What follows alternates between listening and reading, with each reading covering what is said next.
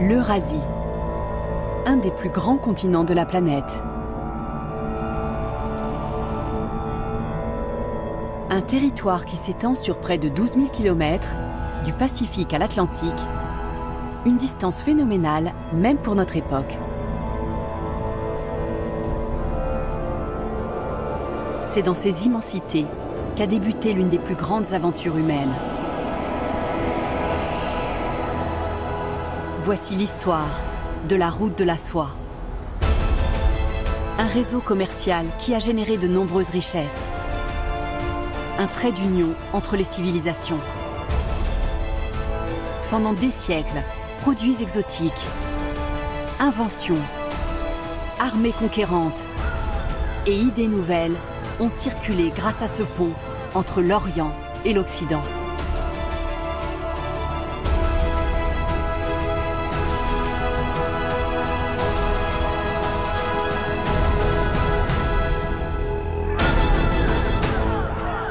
La route de la soie a fait naître des empires et en a détruit d'autres. Elle a attisé le feu des révolutions, encouragé les grands explorateurs et forgé de puissants liens entre de grands esprits.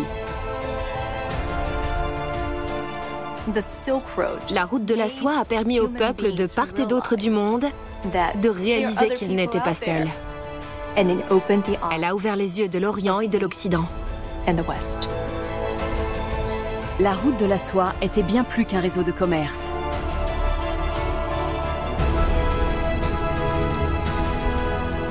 Voici comment elle a contribué à façonner un monde. Ce monde qui est aujourd'hui le nôtre.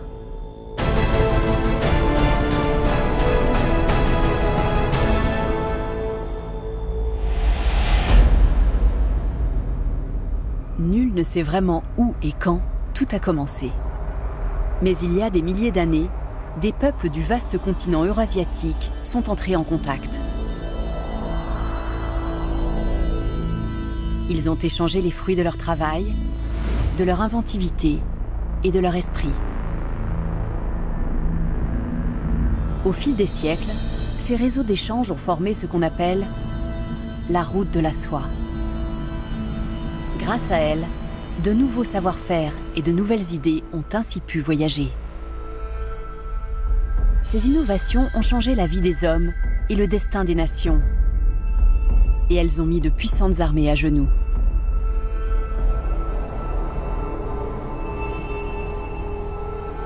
Le cœur de la route de la soie se situe dans les steppes d'Asie centrale. Un océan de terre. Ici, pour vaincre ses ennemis, ou simplement survivre, il a fallu trouver un moyen de se déplacer vite. Très vite. Il y a 6000 ans, dans ces vastes plaines, un animal a révolutionné le transport des hommes. On a les preuves matérielles de la domestication du cheval vers 3500 avant notre ère dans l'actuel Kazakhstan et le sud de la Russie.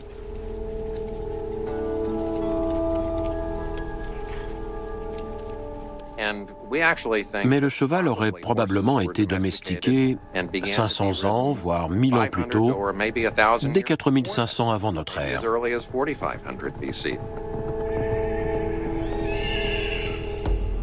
La domestication du cheval a été le premier pas nécessaire vers la cavalerie des steppes. Le second pas viendra bien plus tard. Si la cavalerie n'est pas née tout de suite, c'est parce que 3 innovations ont été nécessaires en amont. La première de ces innovations est une arme nouvelle qui va transformer la guerre à cheval à travers toute l'Eurasie.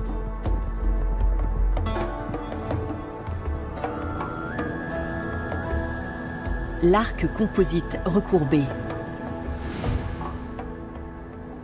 Les premières traces d'arcs recourbés datent de la dynastie Shang.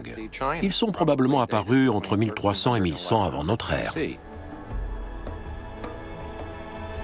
Ils étaient faits de plusieurs matériaux qui venaient sans doute de différentes régions. Plus l'arc est long, plus il est puissant. Sa force vient de sa longueur. L'arc recourbé occupe beaucoup moins de place pour une même longueur. Et on peut décocher des flèches en passant derrière la tête du cheval. L'arc a plusieurs courbures, vers l'intérieur et l'extérieur, qui fonctionnent à la façon d'un ressort. Mais pour obtenir ce résultat, il doit être composite, c'est-à-dire composé de différents matériaux. Le cœur de l'arc est en bois, généralement du hêtre. On a également de la corne de buffle d'eau, et puis des nerfs ou des tendons d'animaux. Il suffit de les attendrir, comme ça. On peut alors les effilocher pour obtenir des fibres très fines qui possèdent une force de traction phénoménale.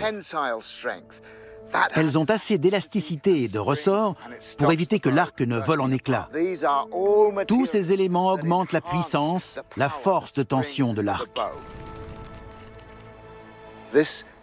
J'ai ici la vessie natatoire d'un esturgeon, un poisson de la mer Noire.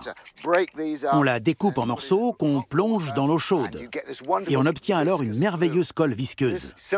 Cette idée toute simple, faire de la colle avec la vessie d'un poisson, est une avancée technologique absolument déterminante. Elle a rendu possible l'existence de l'arc composite.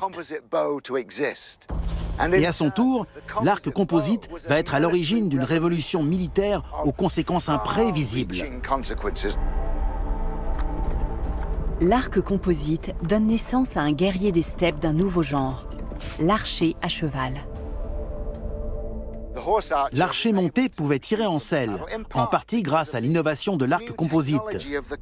Ce sont des armes courtes et compactes. On peut donc les manier à cheval. Vous voyez, je peux tirer d'un côté et de l'autre. Je peux aussi me retourner pour tirer derrière moi. Cet arc est parfaitement adapté au tir à cheval. Tous ceux qui croisent la route des peuples des steppes, amis ou ennemis, sont conquis par cette invention révolutionnaire. Si bien que vers 800 avant notre ère, on la retrouve de la Chine à l'Europe de l'Est.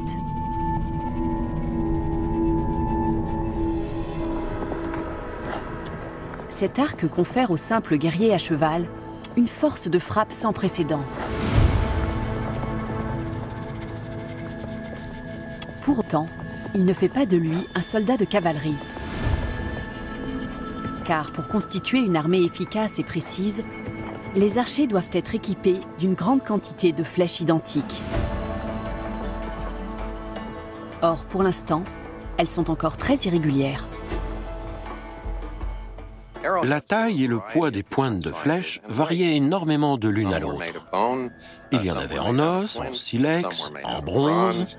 On les fabriquait à l'unité et il fallait à chaque fois ajuster son tir en fonction du poids des différentes flèches. Imaginez un régiment d'archers à cheval qui décoche des flèches de poids variables. Ils peuvent tirer en même temps, mais les flèches atteindront des distances différentes. Le problème a été résolu au cours du 2e millénaire avant notre ère, avec une invention venue d'Asie centrale, la pointe de flèche en bronze. C'est là encore une grande innovation technique. Ces pointes de flèches étaient généralement fabriquées en bronze, coulées dans un moule. On pouvait donc produire un nombre infini de pointes de flèches d'un poids identique à partir du même moule. À partir de 700 avant notre ère, on voit apparaître des milliers de pointes de flèches et on découvre dans des tombes des carquois qui peuvent en contenir une douzaine, comme si elles avaient été produites en série. Ces pointes de flèches en bronze transforment l'Asie centrale en un immense arsenal. Mais la cavalerie n'est pas encore née. Pour qu'elle voie le jour, les archers montés doivent accepter une nouvelle idée, la discipline militaire. Il fallait changer le concept même du rôle du guerrier, qui devait passer du combat individuel à une unité offensive soumise aux ordres d'un chef. Former un groupe solidaire capable d'attaquer et de battre en retraite à la demande. L'évolution des mentalités, le passage du guerrier héroïque au simple soldat, est probablement lié au phénomène d'urbanisation et aux armées des grandes cités de Mésopotamie et d'Iran.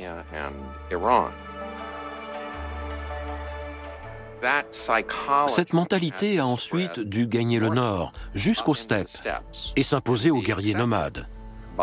Elle est arrivée dans cette zone où on avait à la fois l'arc composite et la pointe de flèche moulée. L'arc composite se répand à l'ouest. Les pointes de flèches moulées se diffusent vers l'est. Le concept de discipline militaire gagne le nord. Et vers 900 avant notre ère, ces trois facteurs se croisent au cœur de l'Asie centrale. Quand ces trois facteurs se sont finalement conjugués, la cavalerie est devenue une véritable force armée meurtrière. Une force capable de faire trembler les plus puissants des empires.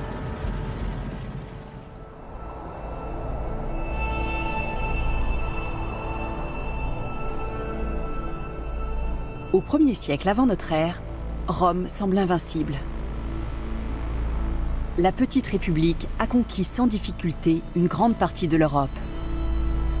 Ses légions marchent maintenant sur la Mésopotamie, la porte des richesses de l'Asie.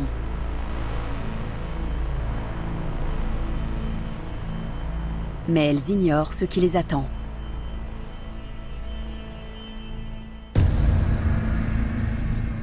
Les Parthes occupent alors un vaste territoire qui couvre le sud-est de la Turquie et l'Iran actuel. En 53 avant notre ère, près de la cité de Car, ils affrontent pour la première fois l'armée romaine.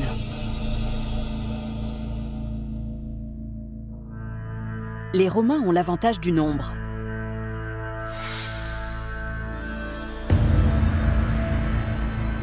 Ils sont 40 000. Les Parthes, seulement 10 000. Les légions romaines possèdent la meilleure infanterie d'Europe.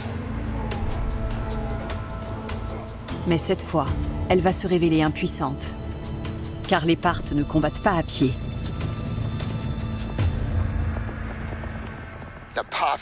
Les Parthes sont des cavaliers, des archers à cheval. Polyvalents, aussi rapides que le vent. Les Romains, comme toujours, adoptent une position fixe. Ils forment un carré et défendent les quatre côtés. Il en faut plus pour intimider les cavaliers parthes. Ils se mettent à tourner autour du carré. Ils galopent et tournent encore et encore, tout en tirant.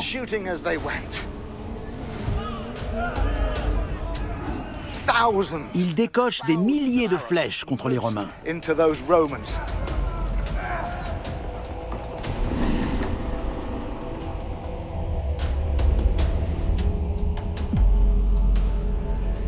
Lors de la bataille, les Parthes tuent et capturent quelques 30 000 Romains. De leur côté, ils déplorent moins de 40 morts. La bataille de Car est l'une des pires défaites de Rome. C'est la victoire de la cavalerie sur l'infanterie, grâce à l'avancée technique.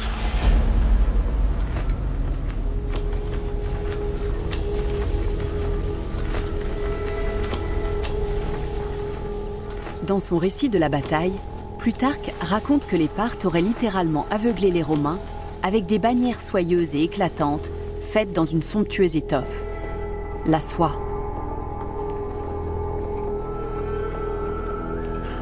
Ce n'est sûrement qu'une légende. Mais à la même époque, la soie chinoise suscite à Rome un véritable engouement. La Chine vend sa précieuse étoffe aux Romains en échange d'objets raffinés de verre et d'or. Et c'est la soie qui va donner son nom à ce vaste réseau commercial.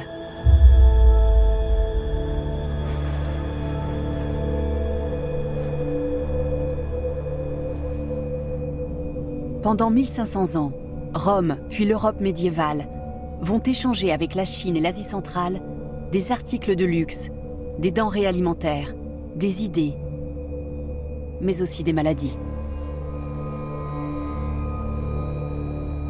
Les armées d'Asie centrale vont elles aussi parcourir ces routes commerciales.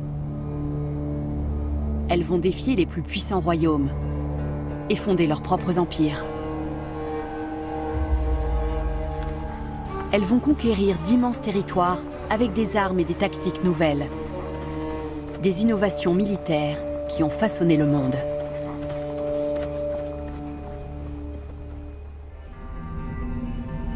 Au 1er siècle avant notre ère, les Romains étendent leur empire vers l'Est. Au même moment, la Chine s'avance vers l'Ouest. Comme les Romains, les Chinois rencontrent eux aussi un redoutable ennemi à cheval.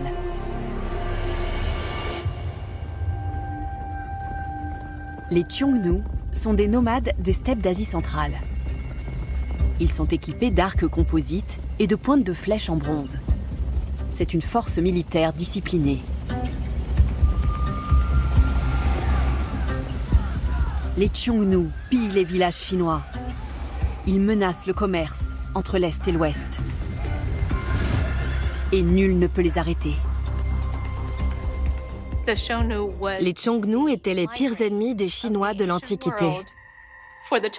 Ils menaient sans cesse des incursions en territoire chinois et ça ne s'arrêtait jamais.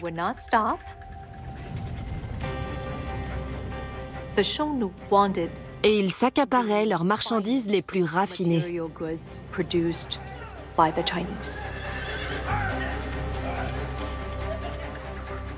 C'était le but de leur razzia.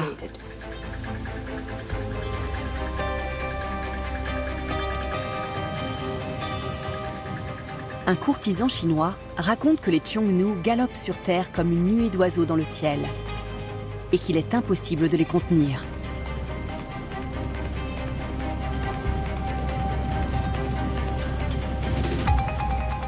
Pour arriver à les vaincre, la Chine doit se doter d'une force armée identique à celle des Xiongnu. Une cavalerie.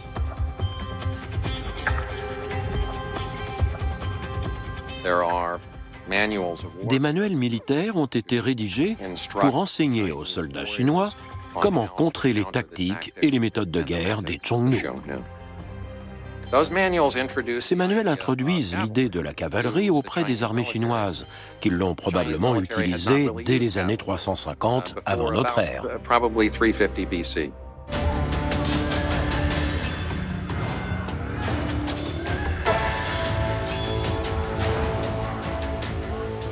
La cavalerie chinoise triomphe des nomades. Et la Chine s'empare de nouveaux territoires dans la steppe.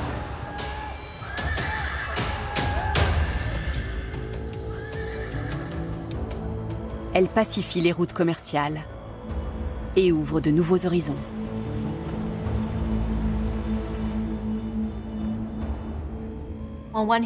D'un côté, nous avons des conflits permanents. Dans la culture chinoise, ils opposent les Xiongnu et les Han. Ils sont constamment en guerre. Mais d'un autre côté, ces mêmes conflits ont effacé les frontières physiques.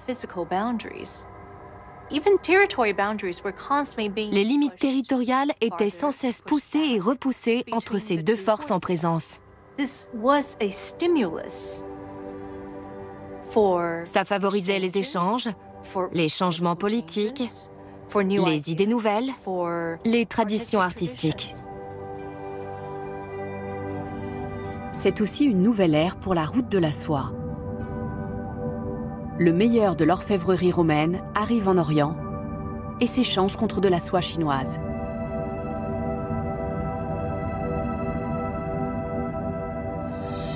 Au cœur de l'Asie centrale, l'Empire Kushan vend à son voisin chinois un autre article de luxe, le jade.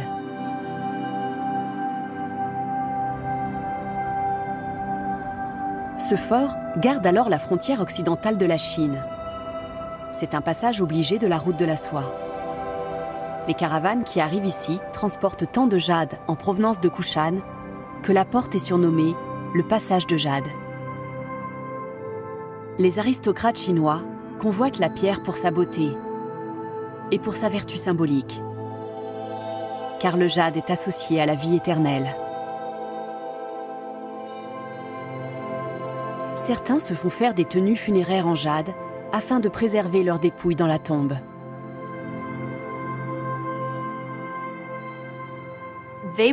L'aristocratie chinoise pensait qu'après la mort, tous les orifices du corps devaient être fermés pour préserver l'esprit de la personne afin qu'il reste à l'intérieur. Et si cette pierre a un pouvoir protecteur dans l'au-delà, alors une armure réalisée avec des milliers de rectangles de jade sera d'autant plus efficace. Et bien évidemment, s'il s'agit de l'empereur lui-même, elle devra être faite du jade le plus pur qu'on puisse trouver à l'ouest de la Chine. À l'époque de l'Empire romain, le commerce de la route de la soie est florissant. Et les armées chinoises, Kushan et perses, en assurent la sécurité entre l'Orient et l'Occident.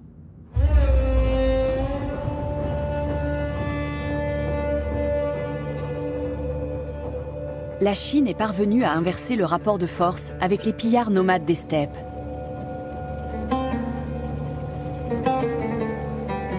Pourtant, les archers à cheval d'Asie centrale n'ont pas dit leur dernier mot. Mais cette fois, leur but n'est pas de piller et voler des biens commerciaux.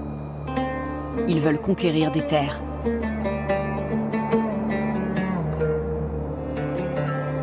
Au IVe siècle de notre ère, un peuple d'Asie centrale envahit l'Europe. Ces guerriers forment une armée, aujourd'hui célèbre pour sa cruauté. Les Huns. Ils détruisent tout sur leur passage.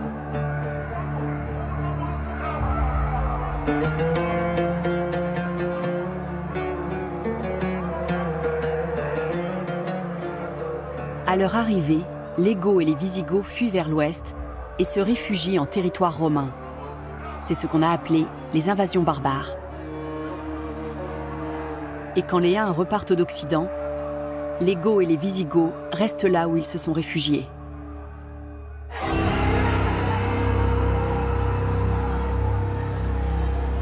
La suite est entrée dans l'histoire.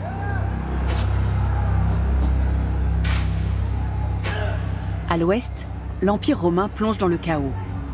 Les tribus barbares se rebellent contre l'autorité romaine. Les empereurs romains, trop faibles, échouent à les soumettre.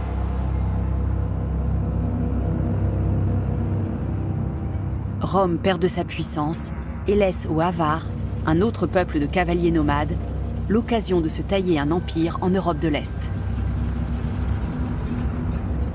Ils apportent avec eux une autre innovation militaire asiatique, l'étrier. On ignore la date exacte de cette invention, mais elle pourrait remonter au 1er siècle avant notre ère. Cette statuette chinoise comporte probablement la première représentation connue d'un étrier. Elle date du IVe siècle de notre ère. 300 ans plus tard, un cavalier avare traversera la Hongrie avec ce type d'étrier. Au 8e siècle, l'étrier est répandu d'un bout à l'autre de l'Eurasie. Après l'archer monté, la guerre à cheval entre dans une nouvelle ère. L'étrier rend possible l'usage des épées et des lances comme armes de choc frontal. On peut attaquer des cibles immobiles tout en restant en selle. Et bien sûr, il devient possible d'avoir de très lourds guerriers à cheval. Désormais, le cavalier fait corps avec sa monture. Il est bien calé en selle, les pieds dans les étriers. Et avec sa longue lance, il forme un ensemble redoutable. Hommes, cheval, lance font corps lors de la charge, au moment de l'impact. C'est l'ère des chevaliers du Moyen Âge.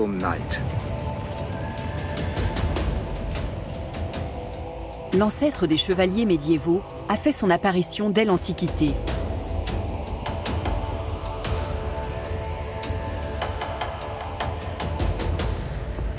Il s'agit du cataphractaire, dont le nom vient du grec kataphractos. Il désigne un cavalier et sa monture entièrement protégés par une armure. Par la suite, Rome déploie ses propres cataphractaires. La cavalerie lourde européenne est née. La puissance du chevalier conjugue l'étrier, une invention asiatique, avec une innovation européenne, l'armure articulée.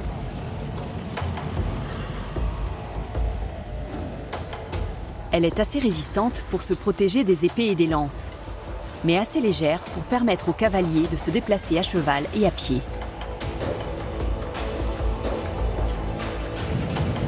La cavalerie lourde devient redoutablement efficace.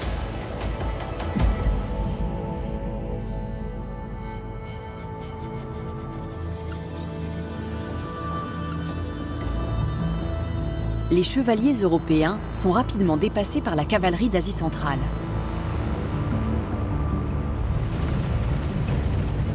Elle surgit des steppes et va changer le monde.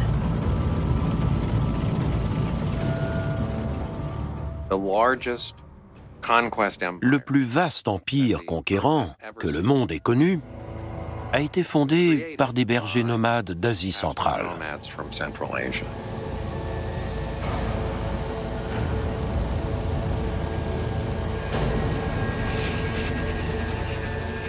Au XIIIe siècle, l'empire mongol s'étend de la mer du Japon à la Pologne.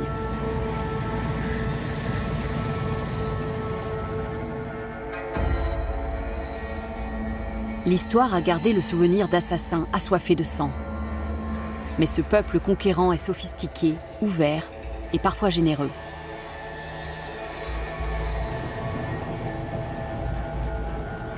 Il pacifie toute la route de la soie. Et sous la Pax Mongolica, la paix mongole, le commerce fleurit.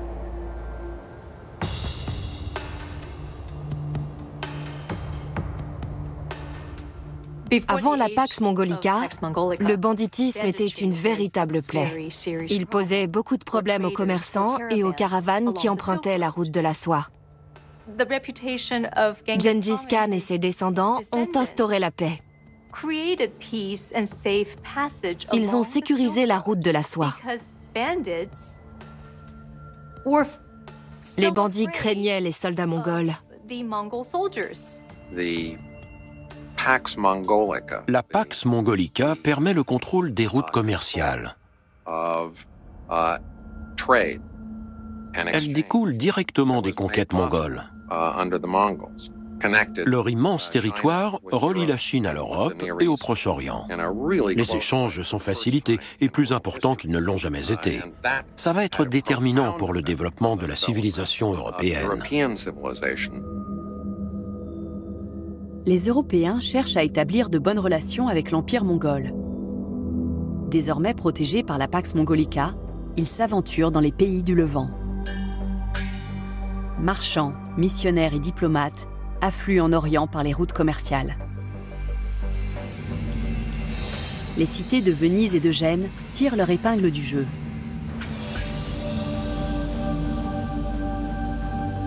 Elles fondent des comptoirs sur les rives de la mer Noire. De là, elles importent et exportent tous les produits qui transitent par la route de la soie. Les profits des marchands financent les chefs-d'œuvre de l'art et de l'architecture. Mais entre Venise et Gênes, la rivalité est grande. Les deux cités entrent parfois en conflit. Au cours d'un de ces affrontements, en 1296, Gênes capture un marchand vénitien du nom de Marco Polo. Lors de son séjour en prison, il aurait dicté à son codétenu le récit de ses voyages le long de la route de la soie. Si la question de la véracité de son témoignage a parfois été soulevée, elle ne fait plus aucun doute aujourd'hui.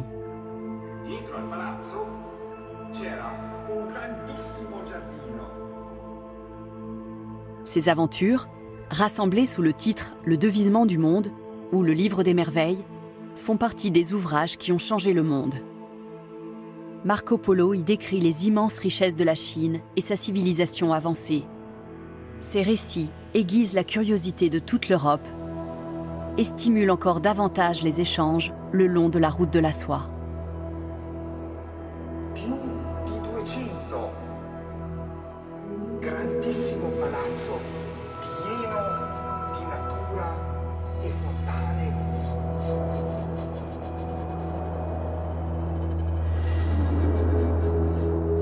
Mais plusieurs décennies avant le récit de Marco Polo, une invention chinoise est déjà parvenue en Europe.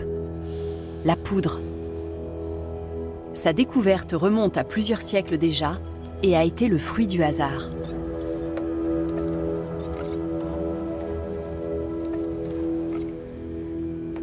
Les alchimistes chinois avaient l'habitude de préparer des élixirs à base de plomb ou de mercure. Leurs riches mécènes croyaient ces potions capables de les rendre immortels, alors qu'elles ne font que les tuer ou les rendre fous.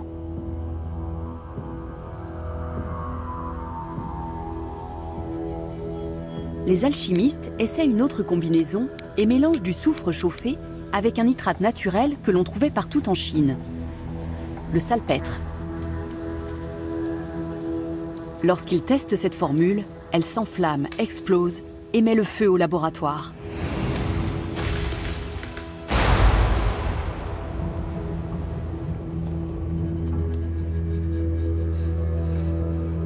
Cette catastrophe donne naissance à un mélange chimique extraordinaire. Ce n'est pas un élixir de vie, mais un puissant agent de mort.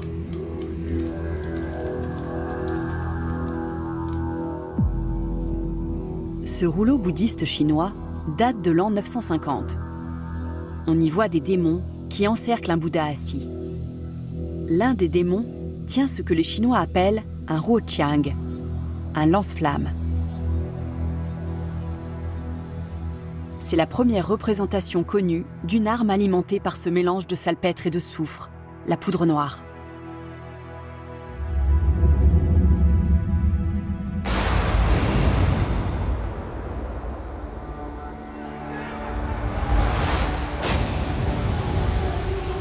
C'est avec ces bombes pleines de poudre que les Mongols conquièrent l'Eurasie.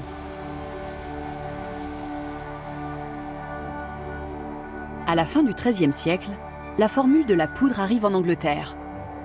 Grâce à elle, les Européens inventent de nouvelles armes à feu.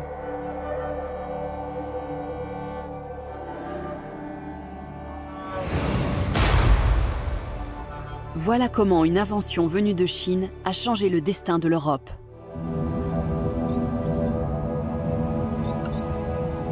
Le 26 août 1346, près du village de Crécy, les armées anglaises et françaises se préparent à combattre.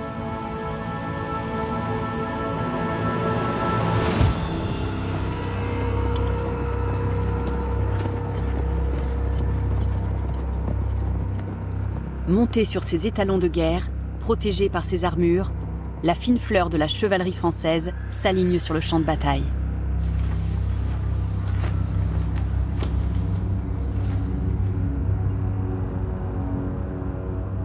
Les Anglais, quant à eux, déploient une armée bien différente.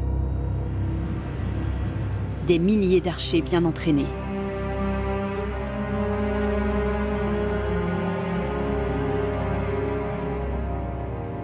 Les Français prévoient d'envoyer leurs arbalétriers génois attaquer les Anglais. Suivent ensuite les chevaliers pour les anéantir.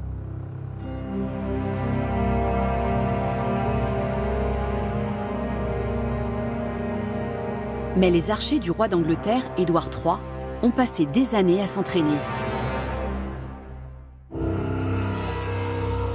Et leur travail va payer.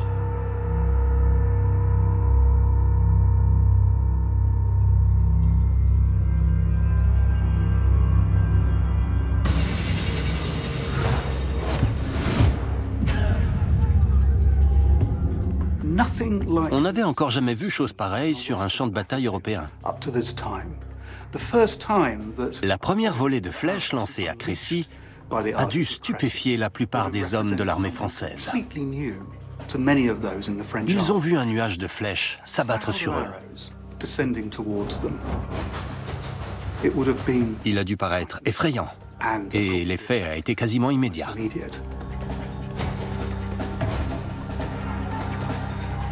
Sous cette pluie de flèches, les Génois battent en retraite. Selon une chronique du Moyen Âge, quelque chose d'autre a contribué à les effrayer.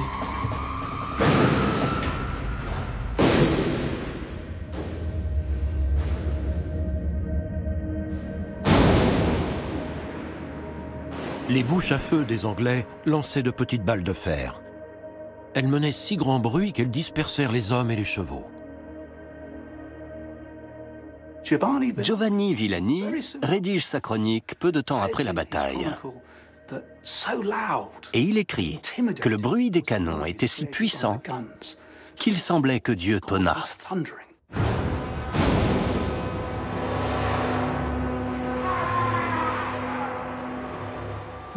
C'était un bruit qu'aucun homme n'avait jamais entendu sur le champ de bataille. Rien dans ce qu'ils avaient vécu ne les avait préparés à une détonation de cette ampleur, accompagnée de fumée et d'une odeur de soufre. Et ils ont compris son efficacité quand ils ont vu leurs compagnons tomber autour d'eux. Même les Génois, qui étaient des combattants aguerris, n'avaient jamais rien vu de tel. Ce devait être terrifiant. Dans ces conditions, il n'est pas surprenant qu'ils se soient dispersés. Ils battent en retraite au moment même où la cavalerie française donne la charge. Les chevaliers arrivent au galop sur le champ de bataille. Et ils sont effarés de voir ces mercenaires qu'ils ont engagés battre en retraite. Ils les maudissent et leur foncent dessus, si bien que ceux qui avaient échappé aux flèches anglaises périssent sous les sabots français. Les 12 000 chevaliers français, le double des forces anglaises, foncent vers l'ennemi.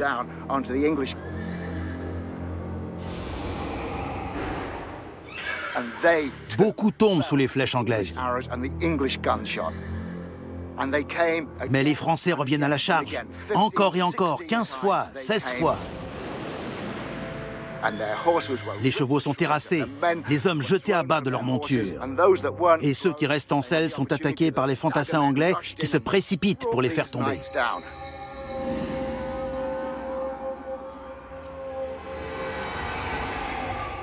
Ce n'est pas seulement une défaite française, c'est l'échec de la chevalerie et de cet élément structurant de la société d'alors. C'est une onde de choc qui va traverser toute l'Europe. La bataille de Crécy représente le choc de l'ancien monde contre le nouveau.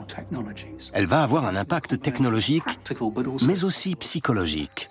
Et la victoire peut être attribuée à cet impact. Édouard III d'Angleterre a atteint son but avec ses bombardes. L'effet est psychologique. Il fait partie d'une sorte de mise en scène qui, du point de vue militaire, donne les résultats escomptés. Si le récit de Giovanni Villani est vrai, alors la bataille de Crécy est une première. Jamais encore on n'a fait usage d'armes à feu sur un champ de bataille européen. Quelques 500 ans après une expérience ratée dans l'atelier d'un alchimiste chinois, la poudre est devenue une arme de guerre. Elle va bientôt décider du sort de peuples et de nations entières.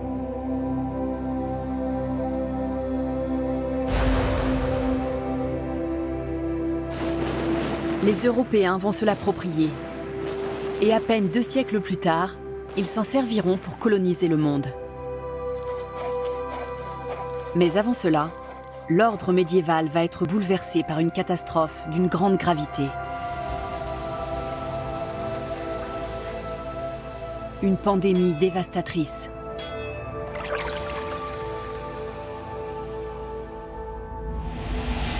C'est une maladie qui se propage grâce aux réseaux commerciaux d'Eurasie.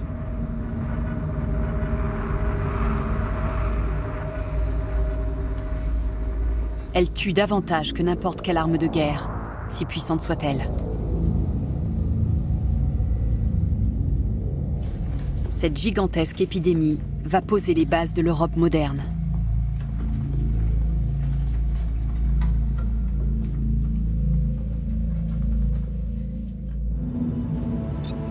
En 1346, la même année que la bataille de Crécy, a lieu à 2000 km de là, sur les rives de la mer Noire, une autre bataille.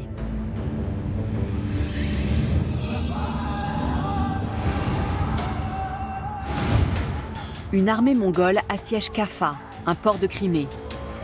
C'est un comptoir qui appartient à la ville de Gênes.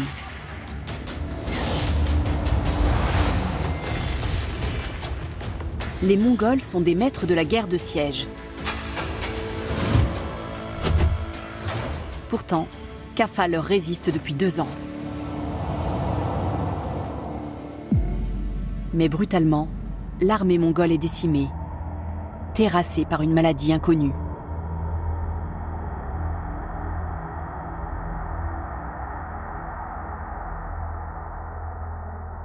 Les Mongols lèvent le siège. Mais avant de partir, ils chargent des cadavres sur leurs catapultes et les envoient derrière les remparts de Kaffa.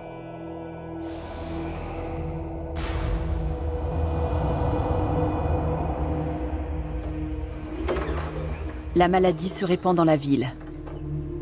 Selon les chroniques médiévales, les habitants meurent par milliers. Un an plus tard, en 1347, la même maladie fait son apparition à Constantinople. En 1348, elle s'abat sur toute l'Europe.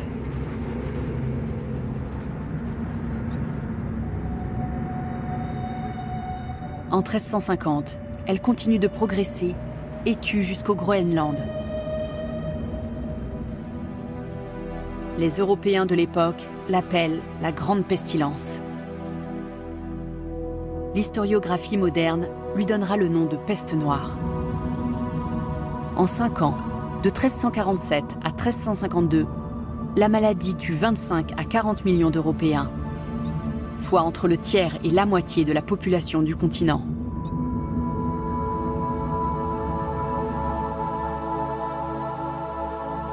On sait aujourd'hui que cette grande pestilence était une pandémie de peste bubonique, une maladie transmise par des rats infectés par des puces.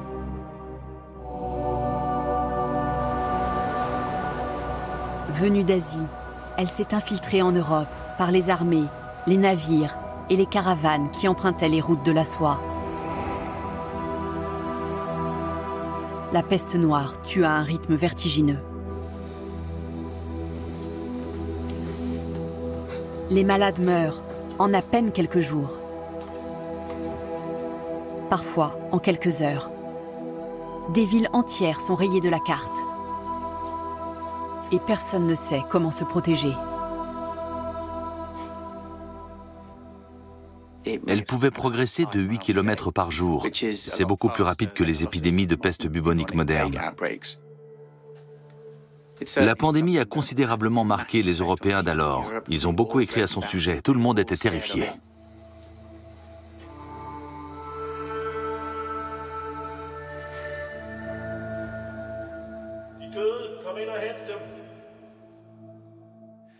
Ils avaient l'intuition du concept de contagion.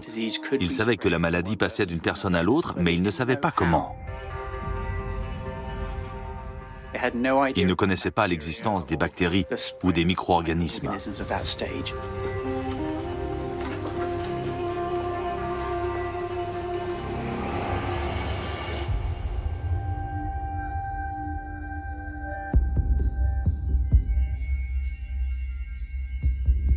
Les médecins consultent les œuvres de maîtres anciens. Hippocrate, qui a vécu au 5e siècle avant notre ère, ou Galien, un médecin du 2e siècle. Au départ, ils ont appliqué les remèdes classiques, le changement de régime alimentaire, les saignées, les bains, mais ces méthodes n'avaient aucun effet. Ils n'avaient pas une approche médicale assez structurée pour endiguer la maladie. Elle a pris tout le monde par surprise et personne ne savait comment la gérer. Les médecins ne pouvaient rien contre elle.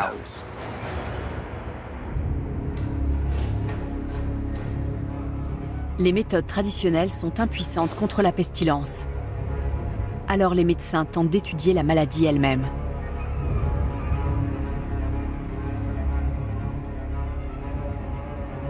Ils font tout pour identifier sa cause, son mode de contagion et pour élaborer des remèdes. Et peu à peu, ils trouvent des réponses.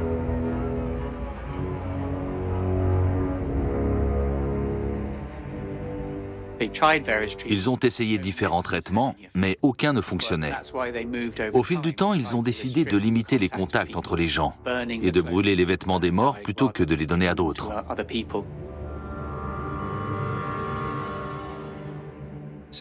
On a les prémices du concept de quarantaine. Les gens n'avaient pas le droit de sortir d'une zone infectée par la maladie.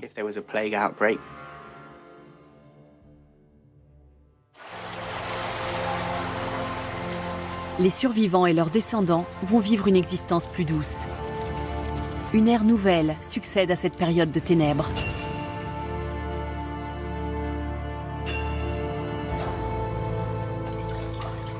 La peste noire a décimé une grande partie de la main-d'œuvre européenne. Les artisans et les ouvriers sont moins nombreux et les nobles sont contraints de proposer de meilleurs gages pour s'offrir leurs services. On a moins de bras pour les travaux manuels. Donc, le prix du travail augmente. Le peuple a de meilleurs revenus. Et de plus, on invente des machines pour aider aux tâches physiques. On voit apparaître le rouet, le métier à tisser horizontal à marche, le moulin fouleur, le haut fourneau, les engins mécanisés. On a le 3-mâts qui peut emporter beaucoup plus de marchandises avec peu de matelots. Pour le commerce, c'est beaucoup plus efficace. Les Européens s'enrichissent et le marché des produits exotiques se développe. On apprécie les produits luxueux qui continuent à circuler le long de la route de la soie. Et parmi eux, les épices.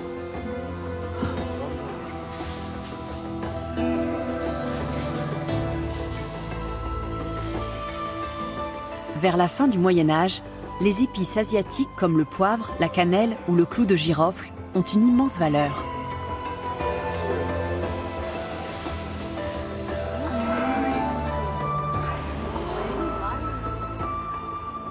À Londres, les bonus des dockers sont payés en clous de girofle d'Indonésie.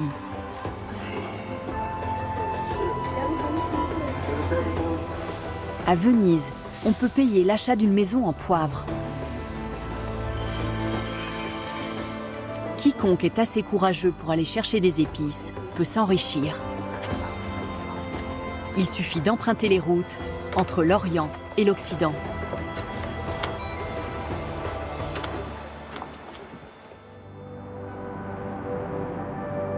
La Chine convoite aussi les épices d'Inde et d'Afrique. Elle met au point une flotte perfectionnée. En 1973, près du port de Chenzhou, des archéologues chinois ont dégagé une épave du XIIIe siècle.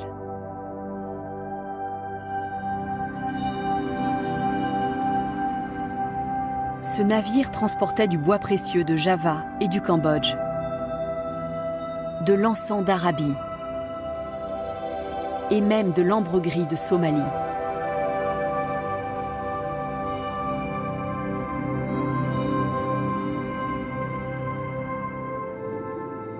Il a coulé en l'an 1277. Sa conception était très avancée pour son époque. Il possédait des compartiments étanches et un gouvernail axial.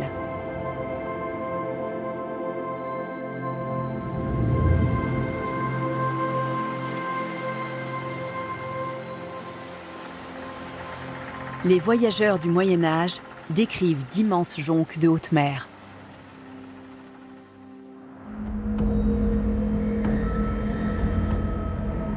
L'archéologie a confirmé qu'il en existait effectivement de très grandes.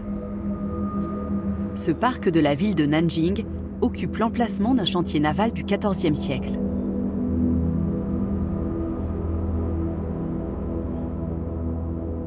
Lors des fouilles, les archéologues ont mis au jour 2 gouvernails géants.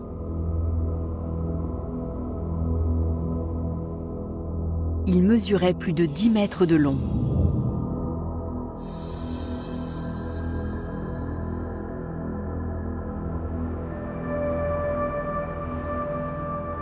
Les chroniques chinoises évoquent de gigantesques jonques partis vers des terres lointaines.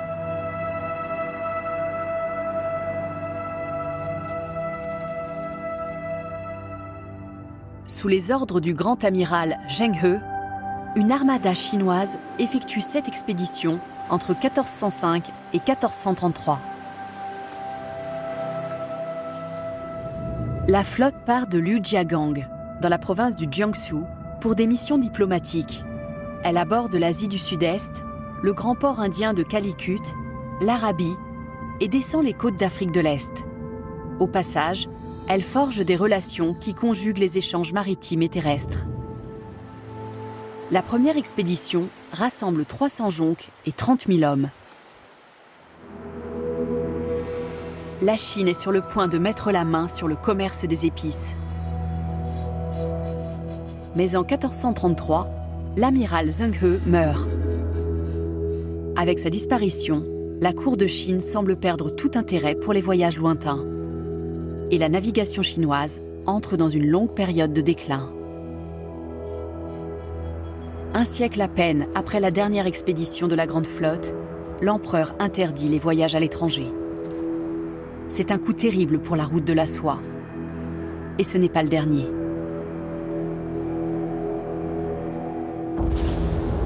Au milieu du XVe siècle, l'Empire byzantin s'effondre. Les Ottomans, descendants des nomades d'Asie centrale, ont conquis la majeure partie de son territoire. L'empereur ne règne plus que sur sa capitale de Constantinople.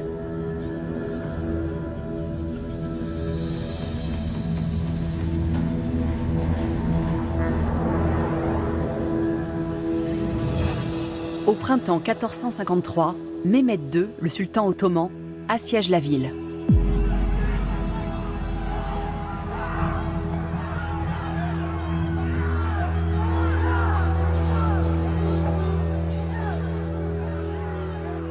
En 1000 ans d'histoire, les murs de Constantinople n'ont jamais cédé. Mais en face, Mehmed II dispose d'une arme redoutable.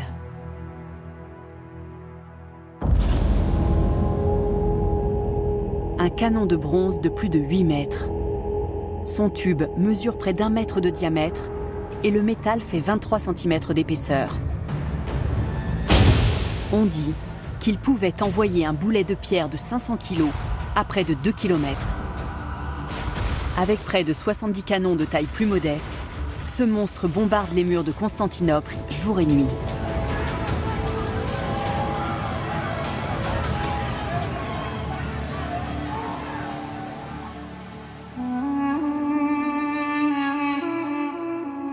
La chute de Constantinople, le 29 mai 1453, fait trembler l'Europe.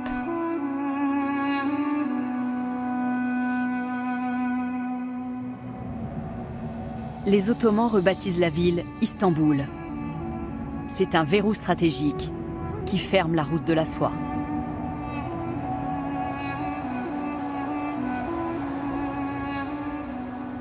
Les Européens doivent trouver une nouvelle voie commerciale vers l'Asie. Moins de 50 ans après la chute de Constantinople, ils vont partir en quête de routes nouvelles sur des mers inconnues.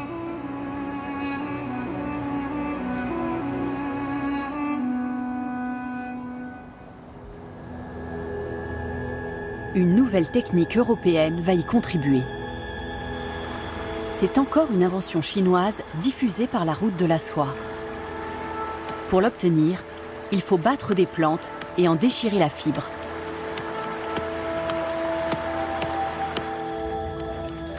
On les fait ensuite bouillir dans de l'eau.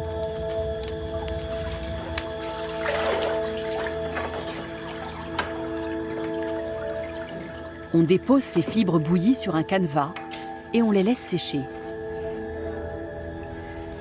Cette invention, modeste en apparence, c'est le papier.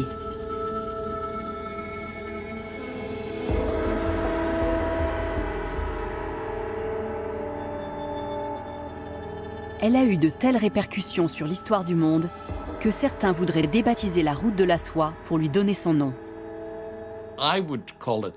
Je l'aurais appelé la route du papier.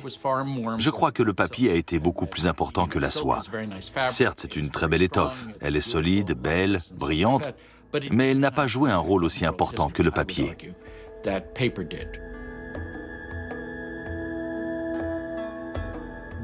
Selon l'histoire traditionnelle chinoise, c'est Tsai Lung, un eunuque de la cour, qui aurait inventé le papier au 1er siècle de notre ère. C'est là qu'on aurait commencé à l'utiliser pour écrire. Mais les archéologues chinois ont découvert des morceaux de papier bien plus anciens dans le désert, dans l'ouest du pays. Ils pourraient être antérieurs de 3 siècles, voire davantage.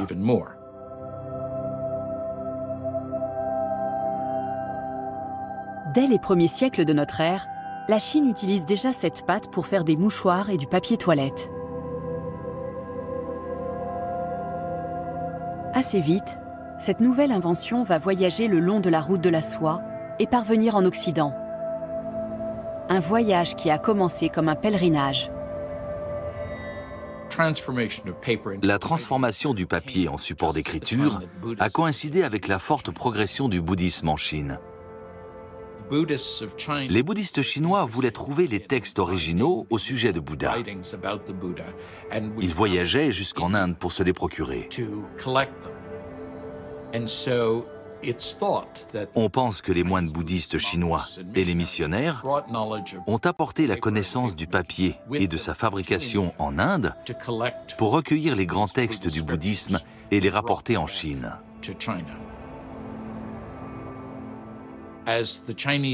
Les Chinois ont répandu le bouddhisme à travers tout l'est de l'Asie. Ils ont apporté la connaissance du papier et de sa fabrication en Corée, au Japon et au Vietnam. On sait que tout ceci s'est produit avant la conquête de l'Asie centrale par les Arabes, qui a eu lieu vers l'an 700. Les 7e et 8e siècles marquent l'expansion d'une toute nouvelle religion, l'islam. Les armées arabes partent à la conquête de l'Asie centrale. Elles affrontent les Chinois pour s'arroger le contrôle des précieuses routes commerciales. Au même moment, on commence à fabriquer du papier dans le monde arabe. D'où leur vient cette connaissance? Selon la légende, le secret de fabrication se serait échappé de l'Empire au cours d'une bataille. La bataille de Talas a opposé les forces musulmanes aux armées chinoises. Elle a eu lieu en Asie centrale en 751. Selon l'historien Abu Mansour al-Ta'alibi, qui a vécu environ 250 ans après l'événement, des papetiers chinois sont faits prisonniers lors de la bataille. C'est ainsi que les musulmans auraient percé le secret de la fabrication du papier.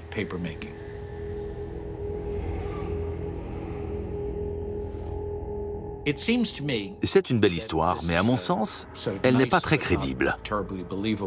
Que venaient faire des fabricants de papier dans l'armée chinoise? Ce n'est pas comme si on avait eu un besoin urgent de feuilles de papier.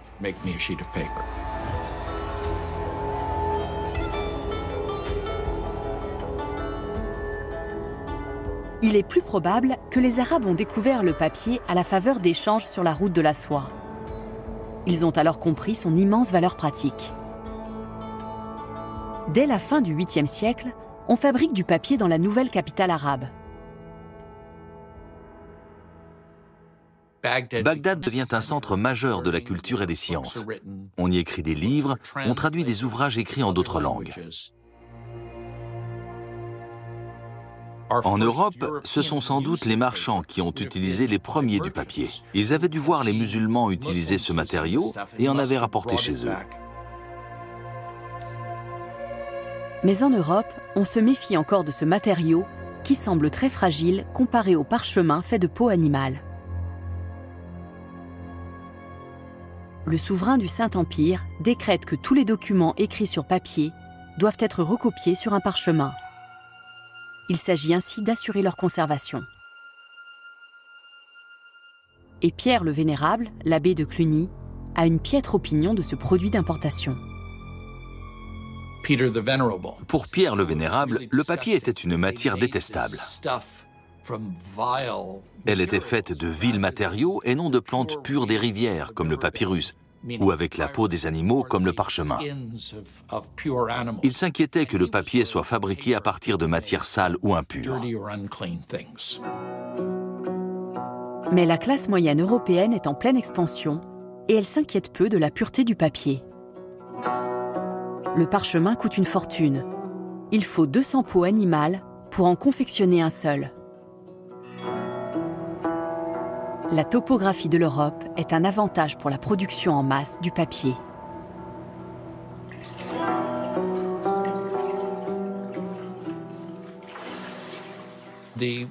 Les rivières du Moyen-Orient ne sont pas assez rapides pour créer de l'énergie hydraulique. En Europe, il y a davantage de dénivelé.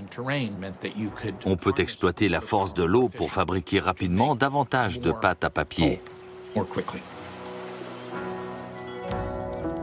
L'Europe possède en quantité les matériaux nécessaires à la fabrication du papier. On invente une machine à carder pour peigner les fibres de lin et en faire des sous-vêtements.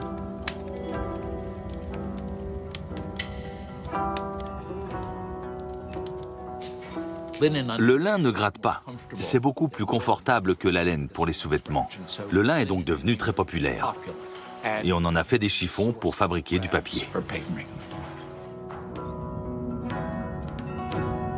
À la fin du Moyen-Âge, les villes de Fabriano et d'Amalfi possèdent de prestigieuses manufactures de papier.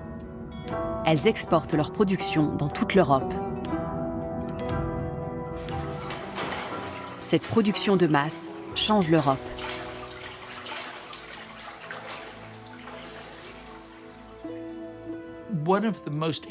Il y a un document d'époque que je trouve extrêmement intéressant.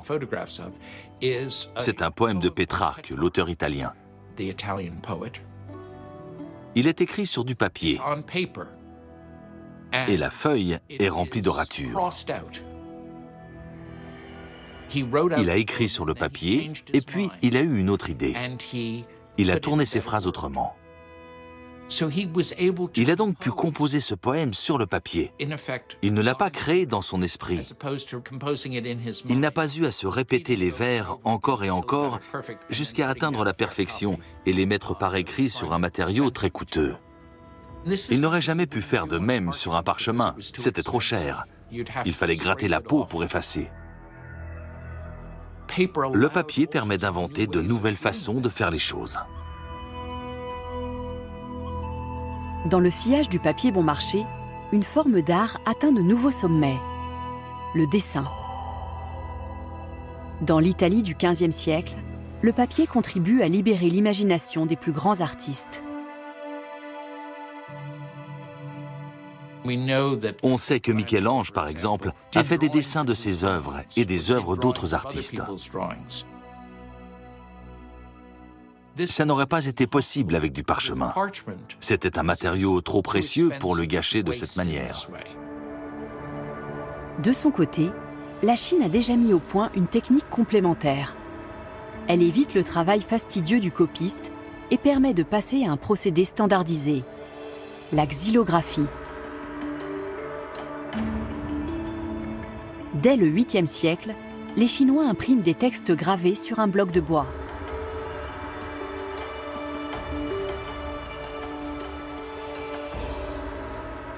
Le premier imprimé daté au monde est un livre bouddhique, le Sutra du Diamant. Il date de l'an 868. 4 siècles plus tard, vers 1300, la xylographie arrive en Occident par la route de la soie. Mais la Chine a déjà inventé un procédé d'impression plus efficace. Au lieu de graver un bloc de bois entier, on sculpte les idéogrammes chinois sur des carrés d'argile. On cuit les petits carrés pour les faire durcir. Et on les dispose ensuite sur un cadre pour faire une page de livre.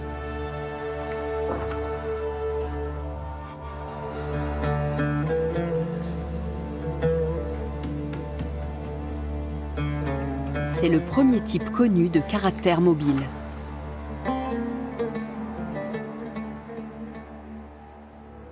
Et puis, en l'an 1440, Johannes Gutenberg, un orfèvre de Mayence, invente un procédé révolutionnaire.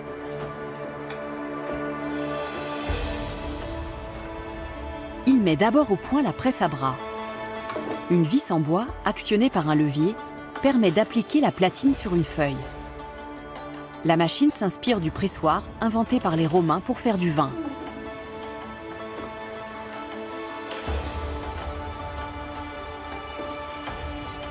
Gutenberg produit en série des caractères mobiles en métal grâce à un moule de son invention.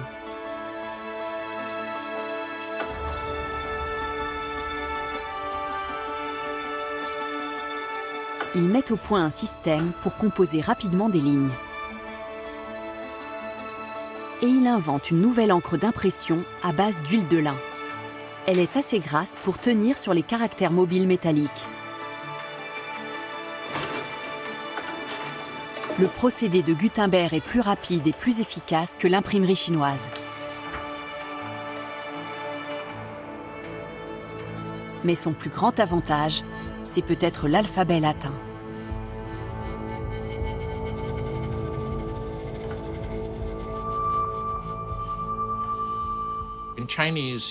En chinois, il faut énormément de caractères. Il faut disposer d'environ 6000 idéogrammes pour imprimer quelque chose. En Europe, on a l'alphabet latin. Les lettres sont des unités complètement indépendantes. Et il n'y en a que 26. On a des majuscules et des minuscules, les capitales et les petites lettres. On n'a donc pas besoin de beaucoup de caractères pour imprimer un texte.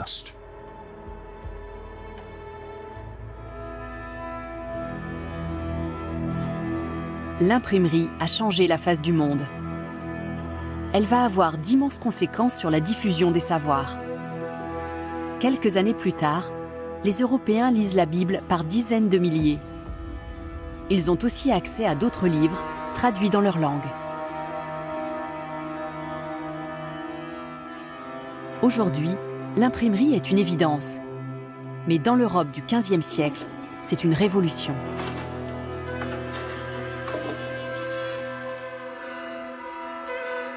En Allemagne, le théologien Martin Luther dénonce les pratiques corrompues du clergé catholique. Il rédige 95 propositions pour le réformer. Grâce au papier et à l'imprimerie, ces idées se répandent comme une traînée de poudre à travers l'Allemagne et la Suisse. C'est le début de la réforme protestante. Une révolte spirituelle qui met fin à l'hégémonie du catholicisme sur les âmes d'Europe occidentale.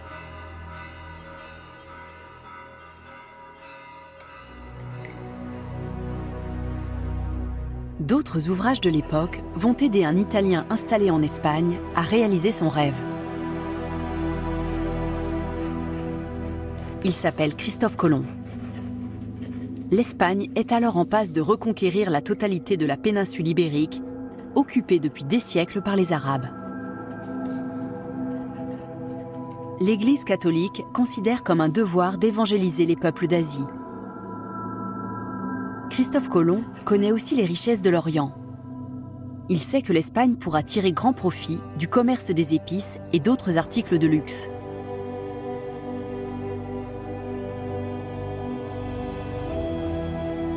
Mais les Ottomans empêchent les Européens d'emprunter la route de la soie. Il lui faut trouver une nouvelle voie vers l'Asie.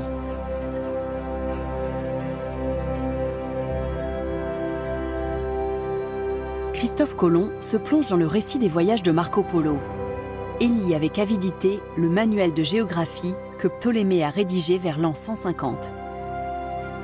Il en ressort convaincu qu'on peut atteindre le Levant par l'ouest en traversant l'Atlantique. Et quand il débarque en Amérique en 1492, il est certain d'y être parvenu.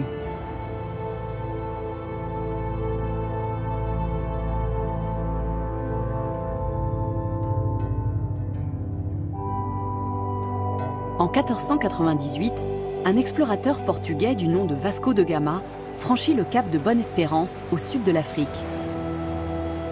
Il fait voile jusqu'en Inde, découvrant la véritable route maritime vers les richesses de l'Orient.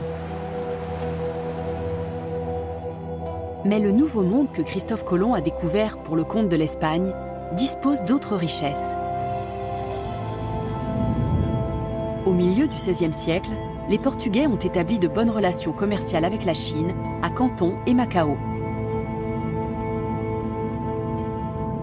Bientôt, les mines d'argent de l'Amérique feront la fortune de l'Espagne.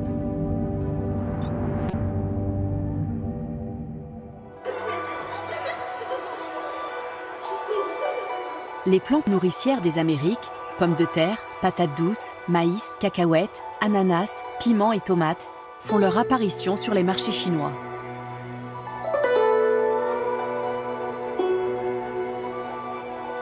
Ces produits ont l'attrait de l'exotisme.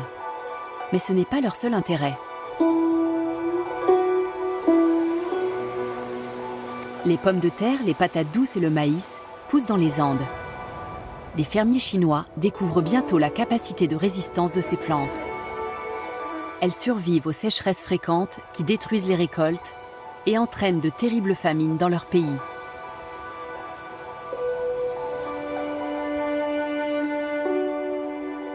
Au XVIIe siècle, après l'introduction de ces plantes nouvelles, la démographie chinoise commence à augmenter. Elle va continuer dans cette voie jusqu'à devenir la nation la plus peuplée du monde.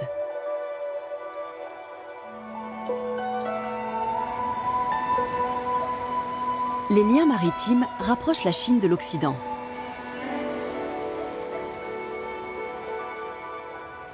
Le long de la route de la soie, l'Asie et l'Europe ont toujours échangé des idées autant que des marchandises. Les nouvelles routes maritimes ouvrent un nouveau chapitre dans ces échanges intellectuels.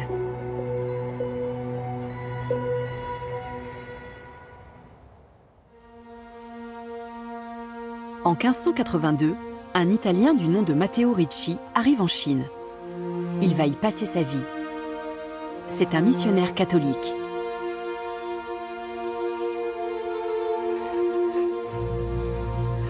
Son séjour ouvre une période d'échange unique entre deux civilisations. Matteo Ricci apprend à parler, lire et écrire le chinois. Il se lie d'amitié avec des érudits.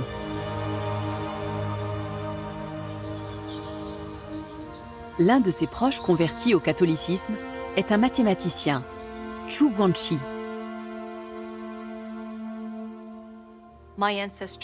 Mon ancêtre Zhu Guangqi porte le nom de Paul Siu dans l'histoire du Vatican. Il a rencontré Matteo Ricci à son arrivée en Chine et en 1603, il s'est converti au catholicisme romain. Zhu Guangqi était un astronome. Il excellait dans cette discipline et il était aussi mathématicien. Mais la découverte de la science occidentale l'a ouvert à une autre forme de réflexion, à une approche différente des phénomènes naturels. Matteo Ricci est membre de la Compagnie de Jésus, un jeune ordre religieux fondé sur les principes de la Renaissance. Les prêtres jésuites se consacrent à l'étude des sciences autant qu'à la théologie. Ces missionnaires respectent les autres cultures. Ils adaptent le message chrétien aux croyances locales.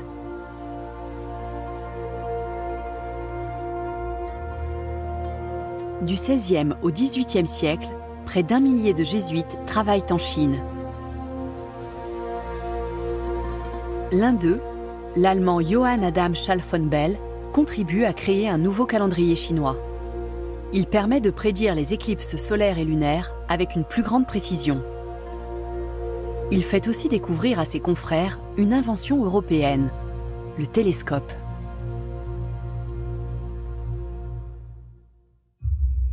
Un prêtre belge, Ferdinand Verbist, construit un aqueduc.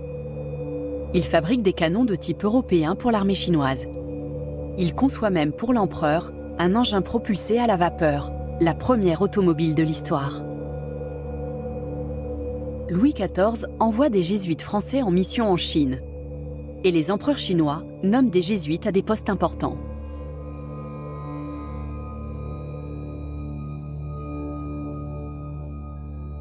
Chinois et Européens sont mutuellement fascinés par la civilisation de l'autre.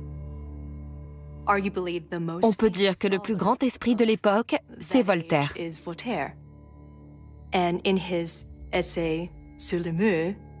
Dans son essai sur les mœurs, publié en 1756, il affirme que la Chine est le modèle suprême de la monarchie éclairée.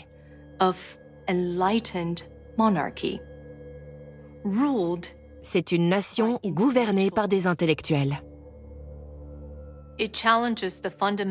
Cette affirmation va à l'encontre du préjugé fondamental selon lequel les chrétiens européens sont à l'origine et au cœur de la civilisation. of civilization.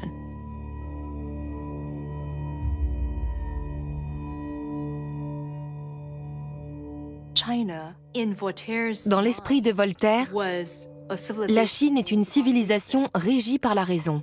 Elle est gouvernée par des hommes qui sont arrivés au pouvoir du fait de leurs études, de leurs vertus et de leurs vastes connaissances. Bref, ils doivent tout à leur mérite et non à des droits héréditaires.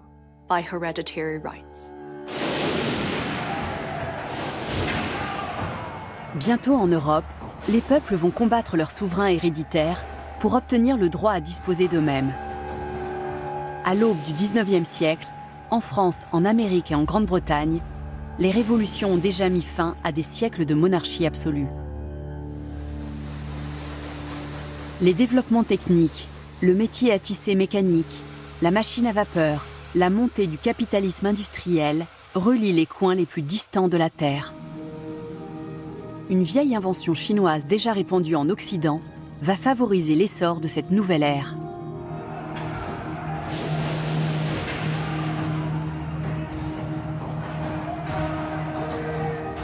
La poudre à canon a donné naissance à la guerre moderne.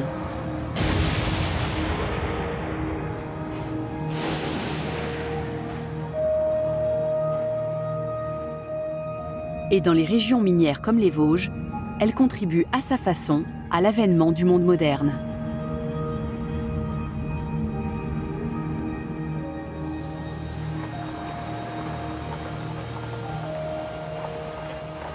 Ici, la poudre noire a permis de moderniser un élément moteur de la révolution industrielle.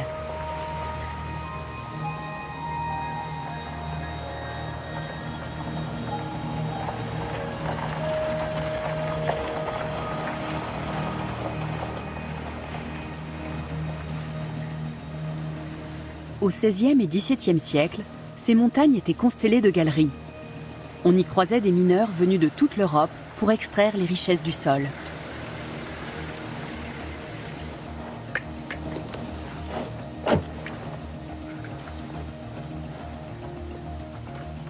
On a dit qu'à tel endroit, il y avait de l'argent, donc il faut voir. Dans les Vosges, on a parlé au XVIe siècle de ruée vers l'argent. Il y a eu la ruée vers l'or aux États-Unis au XIXe et hop, ici, c'était la ruée vers l'argent dans les Vosges au XVIe siècle.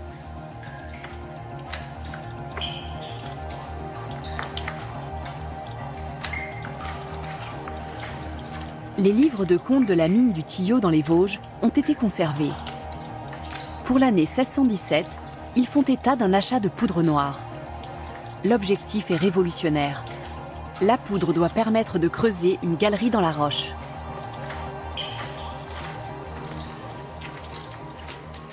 Alors, cette partie est assez extraordinaire parce que c'est ici que l'on peut voir les premières traces de l'utilisation de la poudre noire en mine, avec ces grands trous qui sont là sur la paroi et qui ont, avec un intervalle à peu près de 30-40 cm, fabriqué toute cette paroi à l'aide d'explosifs. Nous sommes dans les années 1620, certainement, et c'est une technique nouvelle qui est utilisée avec des outils nouveaux selon un process qu'il a fallu inventer puisqu'il n'existait pas de précédent. Cette technique a façonné la roche, les traces d'outils sont bien nettes. C'est un outil que nous venons de trouver en fouille également ces dernières semaines. Et ceci, une curette, c'est un outil particulier qui est muni d'une petite cuillère à son extrémité d'un côté et qui de l'autre côté présente une ouverture, un chat, dans lequel on peut glisser un linge, un petit chiffon. L'utilité de cet outil, lorsque l'on réalise le trou avec le fleuret, c'est de progressivement évacuer dans le trou les déchets, la poussière, et de nettoyer le trou. Ensuite, l'autre extrémité est utile pour sécher le trou avant d'y mettre la poudre. Parce que l'humidité et la poudre ne font pas bon ménage. Voilà. Donc c'est un outil qui continuera à être utilisé au XVIIIe siècle sous cette même forme. Ça n'a pas... Jusqu'au 19e, c'est encore le même outil. Autre outil en fer trouvé récemment, c'est un vestige, un morceau d'une tige métallique qu'on appelle une épinglette, qui permet avec ce dispositif, de guider la mèche, de prendre l'extrémité de la mèche et de la glisser le long de la cheville de tir jusqu'à la poudre. À la mesure où on ne peut pas glisser une mèche souple sur une telle longueur, sur un bois, dans un trou dans la roche. Il faut le guider. Donc pour guider la mèche, on a cet outil. Voilà, donc nous avons là les outils essentiels qui expliquent le process de l'utilisation de la poudre dans les débuts du XVIIe siècle. Au début du XIXe siècle, la poudre fait entrer l'extraction minière dans l'ère moderne.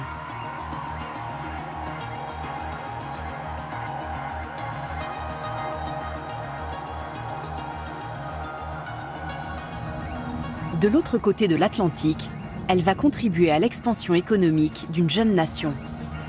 Le percement du canal Erie commence le 4 juillet 1817, lors du 41e anniversaire des États-Unis d'Amérique. Ce canal de près de 600 km va relier les Grands Lacs au fleuve Hudson et à l'océan.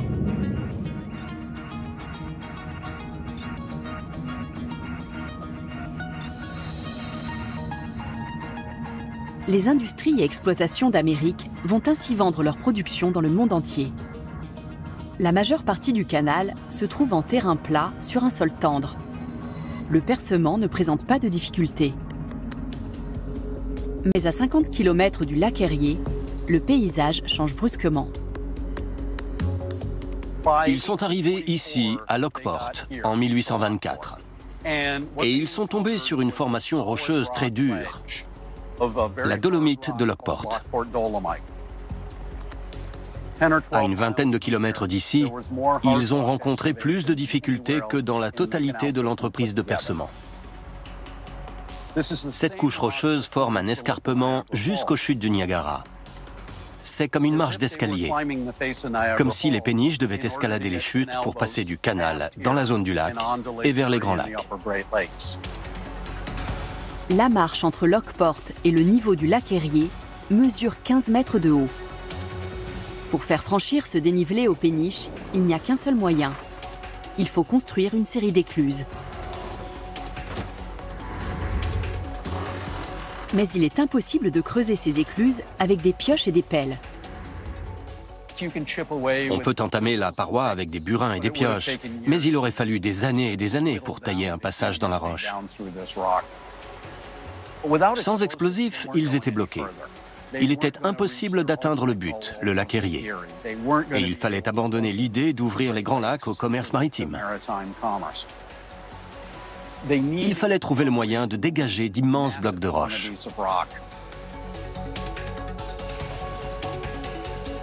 Grâce à la poudre, les écluses ont été creusées en 2 ans. Et ce n'est qu'un début.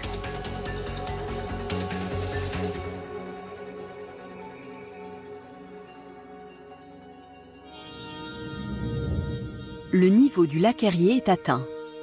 Mais il faut désormais creuser une tranchée. Ainsi, le lac se déversera dans le canal, qui restera alimenté en eau.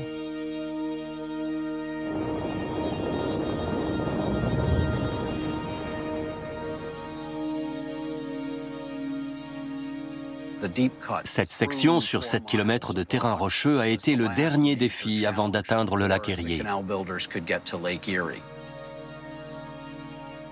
Il fallait tailler des murs verticaux dans la roche. Les constructeurs n'avaient encore jamais rencontré ce type de terrain lors du percement.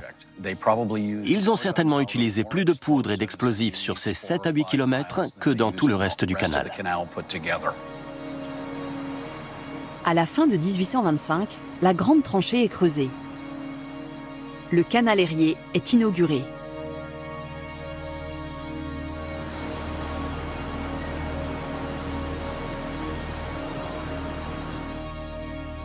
Le canal permet d'atteindre des zones encore sauvages.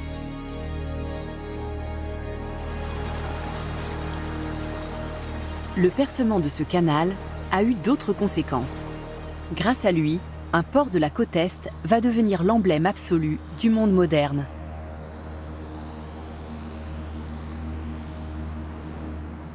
New York était alors en concurrence avec d'autres grands ports de l'Atlantique, comme Philadelphie, Baltimore et Boston. Grâce au canal Erie, elle a nettement pris l'avantage. Le canal Erie permet de transporter les produits de l'intérieur du continent vers l'Atlantique en passant par le port de New York.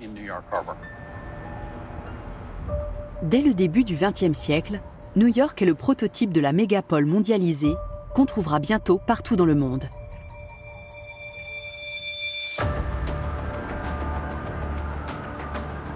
Née du commerce mondial, l'immense métropole dépasse sa dimension nationale pour devenir une ville-monde. On y retrouve toute la diversité humaine. Un microcosme de culture réuni par des siècles d'échanges mondiaux. Elle porte en elle l'héritage de la route de la soie.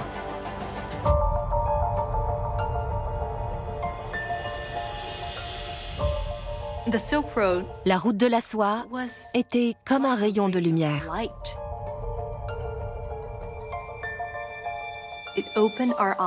Elle nous a ouvert les yeux en Occident et en Orient. Elle nous a rendus capables de contempler des idées intangibles, la beauté des créations et des pensées humaines. La route de la soie a apporté la lumière à la civilisation humaine. La route de la soie a été bien davantage qu'un réseau commercial. Elle a relié l'Orient à l'Occident. Elle a fait voyager des hommes, des armes, des inventions, des idées. C'est une route qui a permis à l'histoire de se faire et d'avancer. Une route qui a façonné le monde entier.